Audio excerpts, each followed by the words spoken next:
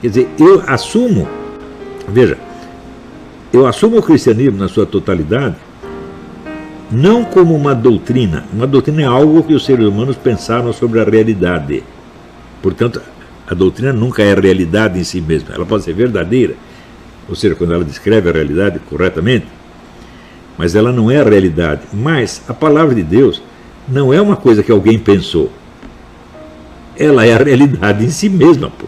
Então ela não pode ser tratada como as outras doutrinas. Vou aqui comparar a doutrina da igreja com a doutrina de Karl Marx. Fala, você tá doido, porra? É? A doutrina da igreja não é uma doutrina, ela é uma coisa, é uma realidade, é um ente do mundo real. Imposto ali, assim como Deus criou as pedras, as montanhas, os bichos, ele criou essas palavras, meu Deus do céu. Então você não pode tratá-las como se fosse uma doutrina, uma filosofia, não pode ser assim.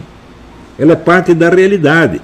Por isso que eu já falei mil vezes, os 10 mandamentos não são uma série de deveres, são uma série de realidades. É?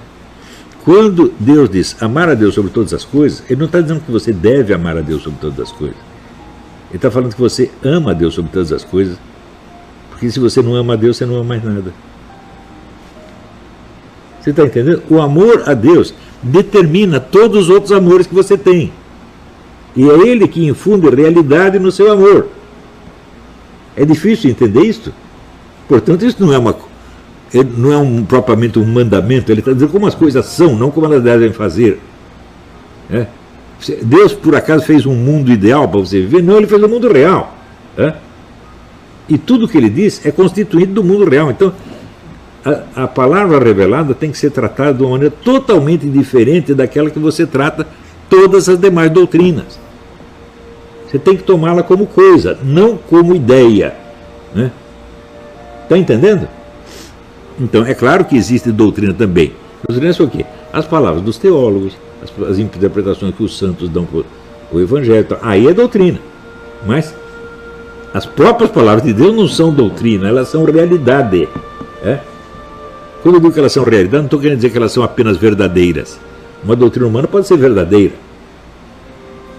Você pega, por exemplo, sei lá, a aritmética elementar foi criada por seres humanos, é tudo verdadeiro ali. Né? Então, não é quando eu digo que ela é realidade, eu estou querendo dizer que ela é constitutiva do próprio universo e não das nossas ideias. Não é algo que nós temos que pensar a respeito. Né?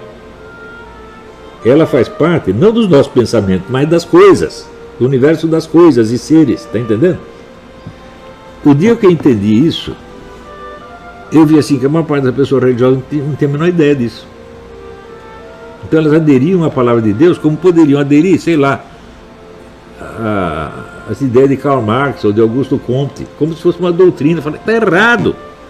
A palavra doutrina aí é usada com relação às palavras de Deus, a doutrina é sagrada, mas tem um sentido diferente do que a palavra doutrina tem em outros casos.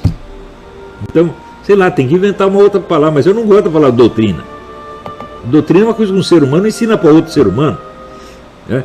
Ou seja, quando Deus disse, faça-se a luz, Ele estava ensinando a gente ou estava fazendo a luz? Isso não é uma coisa que Ele disse a respeito da luz. A palavra dele constitui a luz. Dá para entender a diferença? Hein? O que Deus diz acontece na realidade. Por isso que Ele mesmo diz, eu não penso como vocês. Os meus pensamentos não são os seus pensamentos. E os meus caminhos não são os seus caminhos. Eu pensei nisso muitos anos. Falei, pô, o que quer dizer com isto? Né? Ele está realmente dizendo que ele não pensa como nós. Nós fazemos doutrinas a respeito da realidade. Ele faz a realidade. Dá para entender? E o texto sagrado é parte dessa realidade. E não parte das doutrinas, parte dos pensamentos humanos.